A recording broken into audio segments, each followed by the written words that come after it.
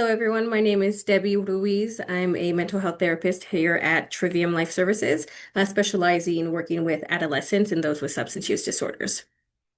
So I want to thank you all for being here today. So today I'm going to be discussing adolescent substance use disorder treatment with a focus on neurodevelopment, evidence-based practices, family involvement, and systems collaboration. Next slide. A statistical fact, nearly 90% of adults with substance use disorders began using during adolescence. This is according to the National Institute on Drug Abuse. So this underscores why early identification and intervention are critical. Next slide. So overall question, what is adolescent substance use disorder?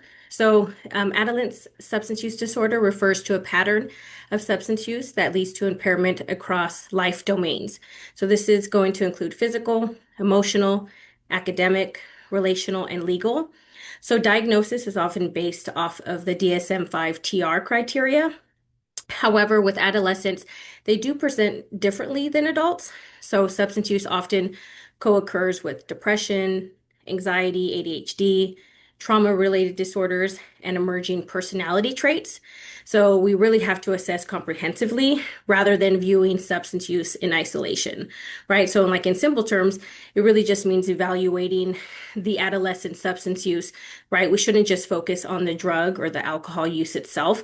We've really got to look at the whole picture, right? Their mental health, physical health, family involvement, if any, social life, legal issues, and other life factors, right? Because all of these things can affect and are affected by their substance use. Next slide. Why adolescents are different, right? So this is going to really focus on neurodevelopment. So as we're all very much aware, the adolescent brain is still developing into the mid-20s. Most brain development, on the other hand, especially in the prefrontal cortex, right, this is going to be responsible for planning, decision making, impulse control, and self-regulation, generally finishes around the age of 25. But there are some other parts of the brain, right, like those involved in learning and memory, which can continue to change and adapt throughout life. But the major structural and executive function development is essentially completed by the adolescent's mid-20s. So here, if we focus on like the limbic system, right, this is going to be responsible for reward and emotion. So this develops earlier than the prefrontal cortex, which governs impulse control and decision making, right? If you've been around teens, I'm sure you've been aware if you self-reflect within yourself. So when it comes to this heightened reward sensitivity, a lot of teens feel like a strong surge of excitement, right? Whether from vaping, utilizing cannabis, they focus more on that like immediate buzz or that head change rather than their long-term consequences. This is where we'll even notice where adolescents are choosing video games, social media, or even hanging out with their friends rather than doing their homework because the reward feels more immediate and satisfying. And then also adolescents engage in thrill-seeking activities. You may notice this with adolescents who get their driver's license, they enjoy speeding, right? This often stimulates feelings of intense reinforcing. Then we have like this increased impulsivity as well. So next slide. So this is speaking or acting without thinking about outcomes. So this is if they send like an angry text and then they end up regretting it later. They often will use substance use in the moment, especially after like a stressful event, without considering like they're on probation or family consequences that come from that. And they often have difficulty delaying gratification, right? So they're very big. If they do get a part-time job, they're spending that money as soon as possible rather than saving, right? It's difficult for adolescents to think ahead. They also have risk-taking behaviors as well. So often experimenting with substance use, despite knowing the legal or the school consequences, have a lot of adolescents where they were smoking cannabis at school specifically. They're often engaging in unprotected sex or unsafe driving. A lot of adolescents, even if they don't have their driver's license, continue to drive or take their parents' car or grandparents' car. They're often skipping school, violating curfew, and often this is like for that excitement or social approval. And then we have strong peer influence as well, right? So using substance use primarily in groups to be able to feel accepted and not wanting to be like the odd man out by not doing what everyone else is doing.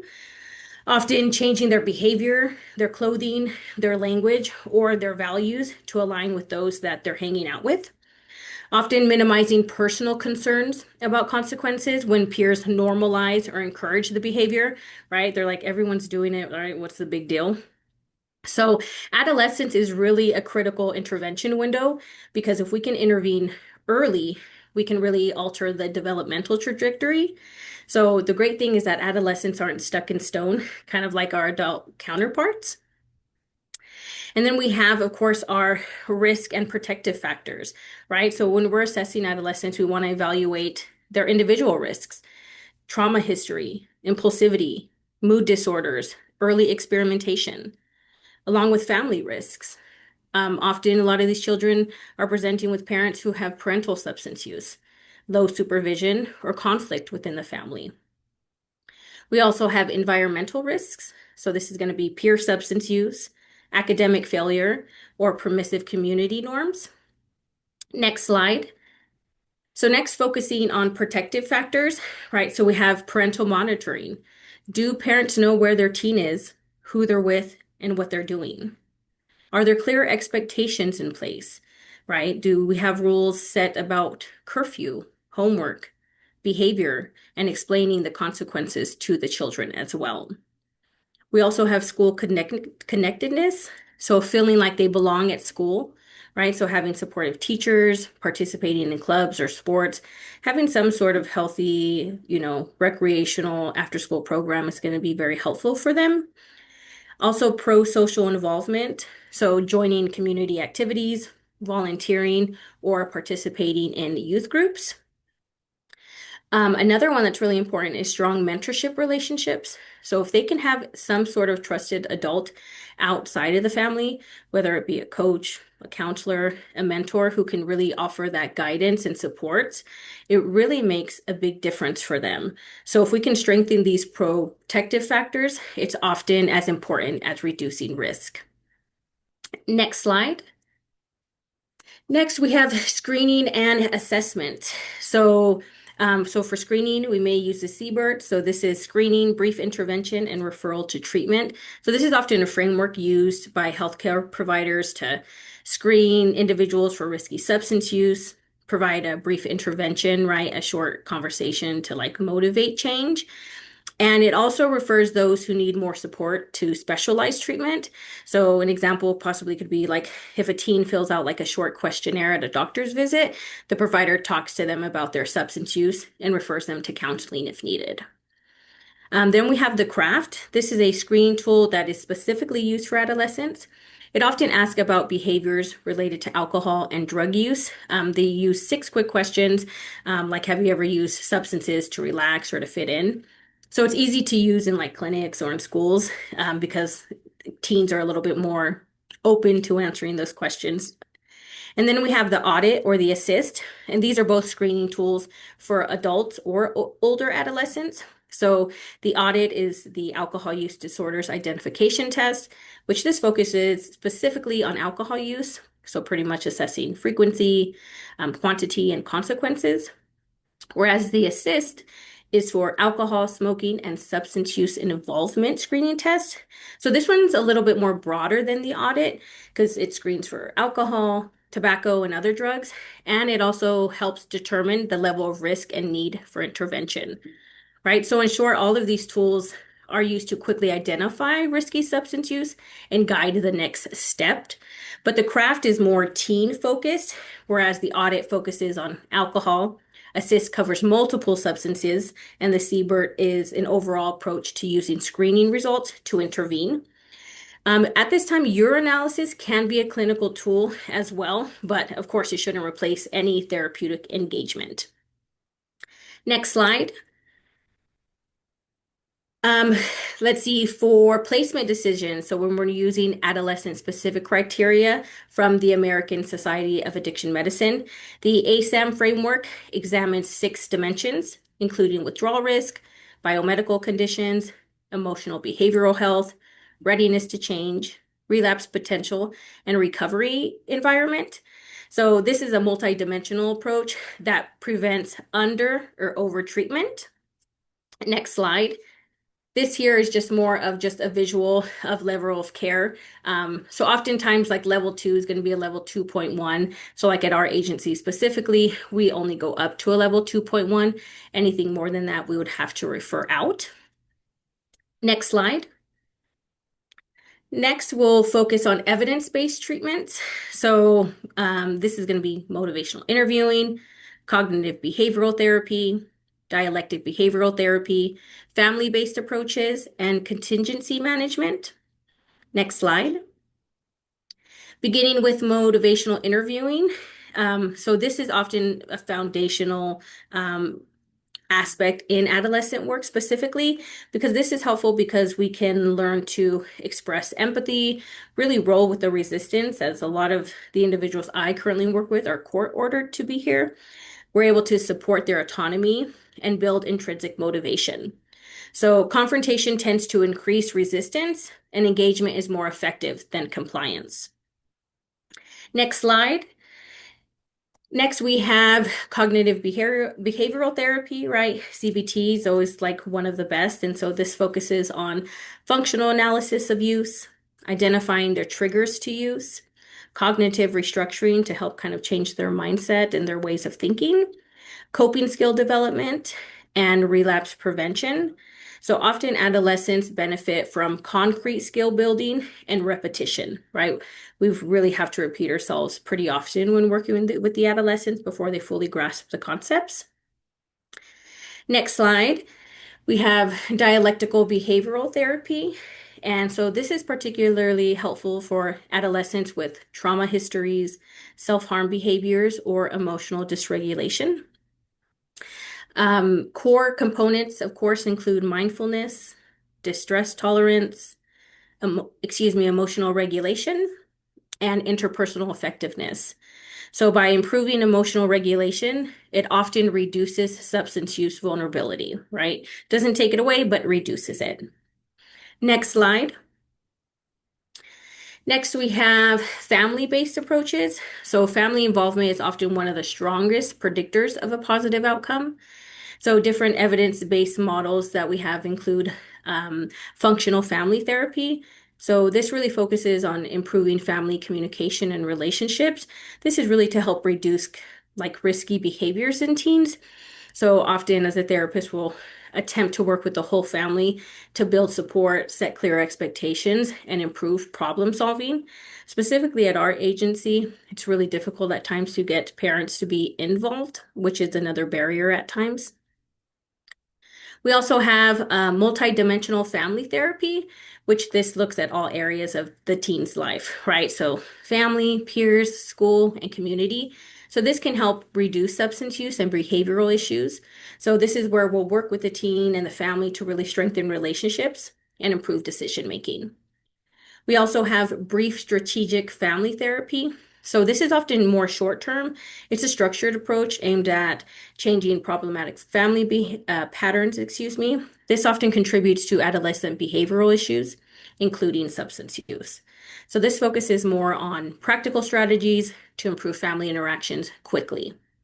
So pretty much in short, all three involve the family, but FFT emphasizes communication and support. MDFT addresses multiple areas of life, and BSFT is brief and strategy focused. So whenever possible, family treatment should not be optional because adolescents rarely recover in isolation. Next slide. And then we have group therapy. So when it comes to group therapy, right, it's very beneficial because we really have that peer connection where oftentimes a lot of the children present and they feel as if no one understands what they're going through. But when they're vulnerable and start sharing in group, they make these connections with one another that other kids have experienced what they've experienced. They're learning skill building as well, right? We really got to do that repetition, but it's often a place that they're building not only just substance use education, but life skills as well, being on time, right? Having to be respectful, things of that sort. Interactive activities as well. Whenever possible in my groups, I try to get them up and moving around. It's not always their favorite, but it makes it a little bit more fun, and they're just not just sitting there because it can be hard to keep, an adolescent's attention span for, close to 2 hours. They're also learning relapse prevention, role plays when possible. This role plays can be difficult depending on the demographic of adolescents you're working with. Role plays specifically for the children that I work with, they are not fans of it. Often it's hard for them to take it seriously. And then visual tools, right? Because not everyone learns the same. So visual tools are always helpful as well. Next slide. School involvement. So the next two slides will kind of coincide, but it's going to be school and juvenile justice collaboration. So adolescents often interface with schools and the juvenile justice systems. So specifically in schools, right, we have this coordination with counselors. So if we can work closely with school counselors to like monitor their academic progress, their social emotional needs, and early warning signs of substance use or mental health concerns, this can really ensure that the adolescent receives consistent support both in and out of the classroom. Of course, exploring 504 or IEP supports. So this is going to be more for individuals that present with disabilities or mental health challenges. So we can help determine if accommodations under a 504 plan or an IEP can help them succeed academically and socially. So this might include like extra time for assignments, behavioral supports, or counseling sessions. I have a few adolescents that I work with when their mental health is not the best. They're able to just go to a space on their own and they're not jeopardized for that. So it's great when the school really is able to coordinate care that way. Also address truancy as a symptom. So being able to recognize that skipping school often reflects underlying issues. So this can be substance use, possibly mental health challenges, or an unsafe home environment. So by being able to intervene early, we can identify the root cause rather than simply punishing the absence. A lot of these kids have homes that are not the most functional. And so that often affects a lot of these kids. I have kids where majority of them are having to figure out how to get to and from group because their parents either are working or they're not very involved. Next slide. So moving on to juvenile justice involvement. Balance accountability with treatment, right? So really being able to ensure that adolescents understand consequences for their action, but also while providing access to treatment for substance use or mental health issues. So if we can have this dual approach, it really promotes responsibility along with rehabilitation. Also, being able to avoid purely punitive responses, right? So hard punishments alone do not address the underlying problems. This can also increase recidivism, right? So instead, we should really integrate supportive interventions that address behavior triggers. Also maintain trauma-informed approaches. So a lot of youth in the system, like I mentioned, have history of trauma. So interventions should also avoid re-traumatization and focus on safety, trust, and skill building. Often when these kids come in, the biggest thing is trust. If we can get them to trust us, we will have more success. So often engagement predicts outcomes more than surveillance. So studies actually show that building trust, involving the youth in their treatment, and creating supportive relationships often lead to better results rather than simply monitoring or punishing behavior, right? So in short, positive involvement works better than control alone. And adolescents don't like to feel controlled, right? They like to feel like they have the autonomy to do what it is that they want. Next slide. Next, we have cultural and developmental considerations, right? So we really have to consider LGBTQ plus I youth, right? Often they experience higher substance use risk. So individuals in this community often face stigma, discrimination, sometimes family rejection or bullying.